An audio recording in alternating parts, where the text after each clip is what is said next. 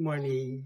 Andito kami ngayon sa isang residence na kung saan nagkanda kami ng meeting ng aming kliyente. Imagine mo, after ng meeting namin, no, na-experience namin yung ganitong klaseng kagandang lugar. Imagine mo, kung ito yung ginagawa mo araw-araw, imagine mo nakakatulong ka na-enjoy mo pa yung ginagawa mo. At the same time, marami ka pang natutulungan ng mga gusto din kumita na kagaya namin. Na-experience din namin yung ganitong klaseng lifestyle na hindi na-experience ng iba, di ba?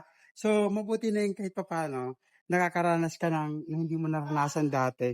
Pero as usual, kung ginugol mo talaga na maging ganito yung maging buhay mo, dapat kailangan mo lang din naman makasali o maka-join sa amin dahil ito yung buhay na gustong-gusto namin na hindi naranasan ng iba, di ba?